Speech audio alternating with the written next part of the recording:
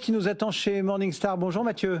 Bonjour. Merci d'être avec nous. On s'intéresse au bilan des gérants actions françaises en 2021.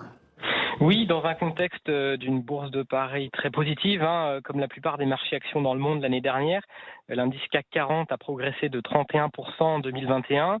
Du côté des petites et moyennes valeurs, si on regarde l'indice CAC Mid and Small, lui, il a gagné 18,6%. Et dans ce contexte de marché haussier, les bilans en fait est plutôt mitigé pour les gérants. Si on regarde dans l'univers des grandes valeurs, les gérants ont en moyenne sous-performé l'indice, puisque la moyenne de la catégorie Morningstar Action France affiche une performance de 26%, donc contre 31% pour le CAC, tandis que si on regarde les spécialistes des petites et moyennes valeurs, eux, ils ont enregistré un gain de 19% en moyenne, soit très légèrement supérieur à l'indice. Qu'est-ce qui caractérise les fonds qui ont le mieux tiré leur épingle du jeu l'an dernier? Écoutez, l'an dernier, pour bien performer sur le marché français, il fallait plutôt détenir des valeurs de luxe, comme par exemple Hermès ou LVMH, ou des valeurs dans la technologie aussi, comme Dassault Systèmes ou Capgemini. C'est des secteurs d'activité qui étaient le plus recherchés pour la qualité et le profil de croissance attractif des entreprises qui les constituent. Et les fonds positionnés sur ces valeurs s'en sont globalement mieux tirés. Sur le plus long terme, quels sont les points qu'il faut prendre en compte pour finalement choisir un fonds d'action française et l'intégrer à son portefeuille? Oui, alors je dirais plusieurs points. Le premier, bien sûr, c'est de prendre en compte l'expérience du gérant, l'expertise du gérant sur ce marché des actions françaises. Faut être aussi vigilant sur les frais parce qu'on constate qu'en moyenne, les fonds d'actions françaises sont malheureusement plus chers que d'autres fonds actions, notamment les fonds actions européennes. Donc ça, c'est important à garder en tête. Et puis, regardez quelle est la composition du portefeuille, sur quel type de valeur le gérant va aller.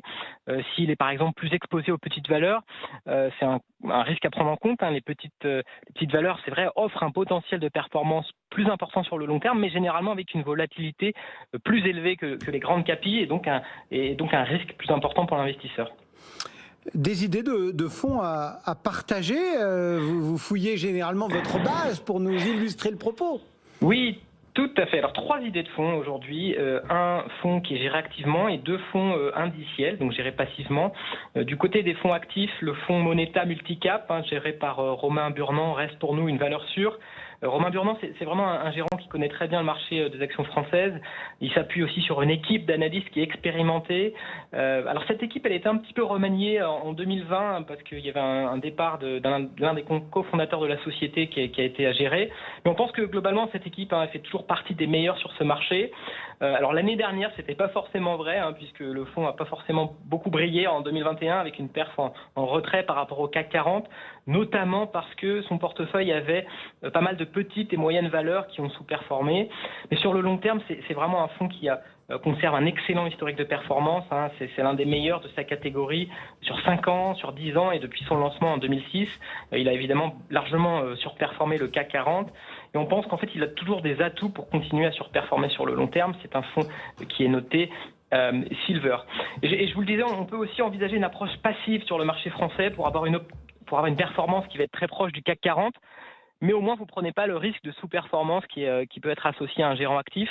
Alors, 2 fonds pour suivre cette stratégie, l'ETF Amundi CAC 40 et le Lyxor CAC 40, tous les deux des frais à 25 points de base, des options solides qui, mine de rien, même s'ils vous proposent juste la performance du CAC 40, ils ont quand même battu 90% des fonds de la catégorie sur 5 et 10 ans. Donc, vous voyez, juste en suivant l'indice, on fait mieux que 90% des fonds dans cette catégorie. C'est dire à quel point c'est difficile pour les gérants actifs sur le long terme. Effectivement, voilà quelques idées servies ce matin par Mathieu Caquino depuis Morningstar. Merci beaucoup Mathieu.